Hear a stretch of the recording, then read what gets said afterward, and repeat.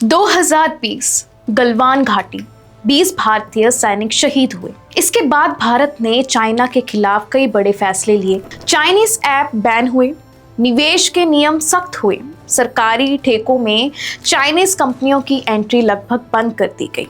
लेकिन अब 2026 में वही भारत सरकार 4 चाइना लिंक्ड कंपनियों को सरकारी पावर प्रोजेक्ट में बिड करने की अनुमति दे रही है। क्या सरकार ने अपना रुख बदल लिया है या फिर इसके पीछे कोई ऐसी आर्थिक और तकनीकी मजबूरियां हैं जिसे नजरअंदाज करना अब संभव नहीं था। नमस्कार, मैं हूं भावना गुप्ता और आप देख रहे हैं बैठक।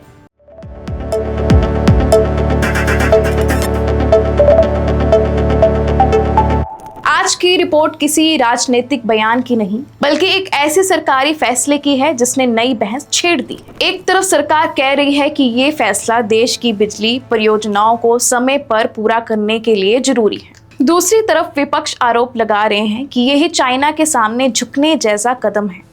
तो आखिर सच क्या है, आइए पूरी कहानी समझते हैं। 24 जून 2026 को फाइनेंस मिनिस्ट्री ने एक आदेश जारी किया। इस आदेश के तहत 4 चाइना लिंक्ड पावर इक्विपमेंट कंपनियों को 2 वर्षों के लिए सार्वजनिक खरीद के लिए कुछ प्रतिबंधों से छूट दी गई है। इसका मतलब ये नहीं कि चाइना की सभी कंपनियों के लिए भारत के दरवाजे खुल गए हैं, बल्कि ये एक सीमित छूट है जिसके तहत ये कंपनियां कुछ महत्वपूर्ण सरकारी बिजली परियोजनाओं की निविदाओं यानी बिड्स में भाग ले सकती हैं। सरकार का कहना है कि ये फैसला देश की बिजली उत्पादन क्षमता बढ़ाने और अटकी हुई परियोजनाओं को समय पर पूरा करने के लिए लिया गया है। लेकिन इस फैसले ने एक बड़ा सवाल खड़ा कर दिया है, जिसे देश के खिलाफ 6 साल पहले इतनी सख्ती दिखाई गई थी, उसी देश से जुड़ी कंपनियों को अब राहत क्यों? साल 2020 लद्दाख के गलवान वैली में भारत और चाइना के सैनिकों के बीच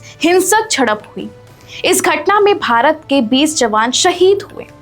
इसके बाद भारत ने केवल सीमा पर ही नहीं, बल्कि आर्थिक मोर्चे पर भी चाइना के खिलाफ सख्त कदम उठाए।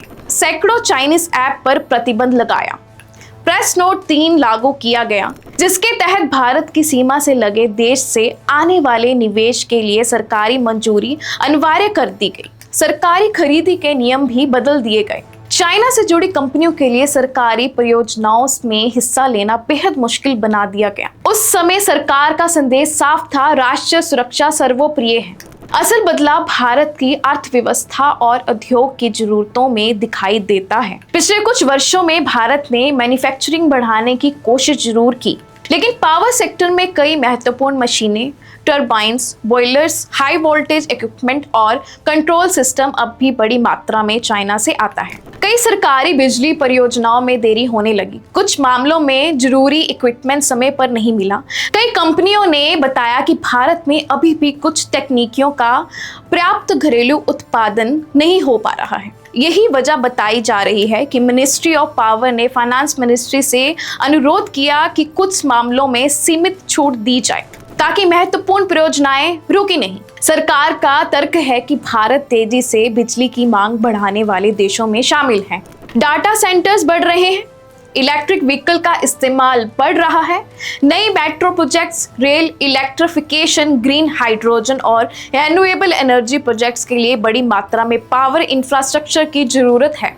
अगर जरूरी मशीनें समय पर नहीं मिलती तो बिजली परियोजनाएं वर्षों तक अटक सकती हैं। सरकार का कहना है कि यह फैसला चाइना के प्रति नरमी नहीं, बल्कि देश की ऊर्जा जरूरतों को देखते हुए लिया गया एक व्यवहारिक कदम है। यह शायद इस पूरी कहानी का सबसे महत्वपूर्ण सवाल है। आज भी भारत बड़ी मात्रा में electronic component, solar modules, rare earth materials, batteries, industrial machinery और कई प्रकार के पावर इक्विपमेंट चाइना से आयात करता है। भारत और चाइना के बीच राजनीतिक तनाव जरूर है, लेकिन व्यापार पूरी तरह रुका नहीं। कई भारतीय उद्योगों का कहना है कि अगर चाइना से आने वाली सप्लाई अचानक बंद हो जाए तो उत्पादन लागत बढ़ जाएगी और कई परियोजनाओं में देरी होगी। यानी राजनीतिक रिश्ते अलग हैं और आर्थिक वास्तविकताएं अलग।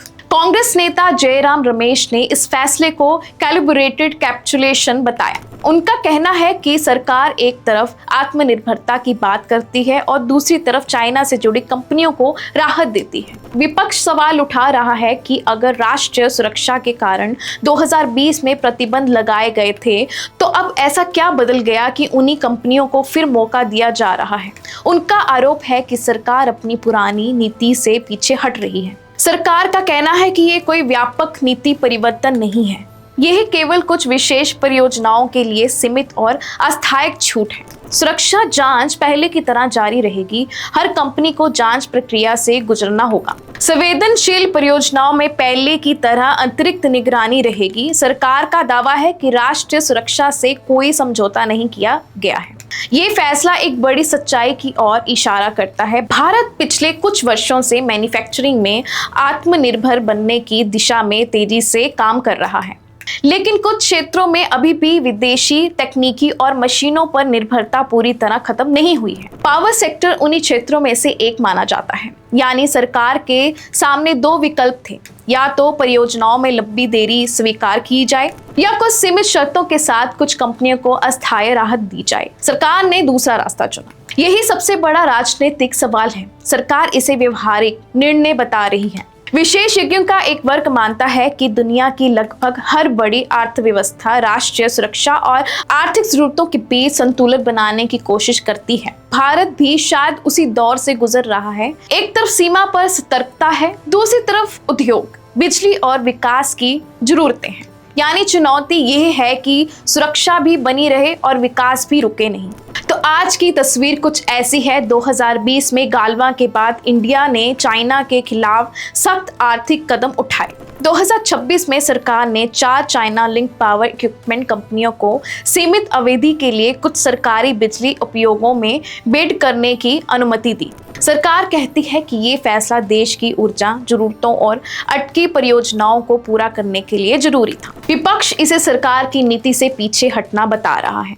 सवाल ये नहीं है कि चाइना अच्छा है या बुरा, असल सवाल ये है कि क्या भारत इतनी जल्दी पूरी तरह आत्मनिर्भर बन सकता है या कुछ समय तक उसे वैश्विक सप्लाई चेन की वास्तविकताओं के साथ चलना पड़ेगा। पूरे मुद्दे पर आपकी क्या राय है? क्या सरकार ने व्यवहारिक फैसला लिया है या फिर इससे गलत संदेश जाएगा? अपनी राय हमें कमेंट में जरूर बताएं। अगर आपको ये रिपोर्ट पसंद आई हो तो इसे शेयर कीजिए, चैनल बैठक को सब्सक्राइब कीजिए और बेल आइकन जरूर दबाएं ताकि देश और दुनिया की ऐसे ही महत्वपूर्ण खबरें सबसे पहले आप तक पहुंचती रहें। धन्यवाद। अगर आपको बैठक न्यूज़ की खबरें पसंद आ रही है तो चैनल को सब्सक्राइब करना ना भूलें और नीचे दिए गए बेल आइकन को ज़रूर प्रेस करें, क्योंकि आपका एक सब्सक्राइब हमें मोटिवेट करता है।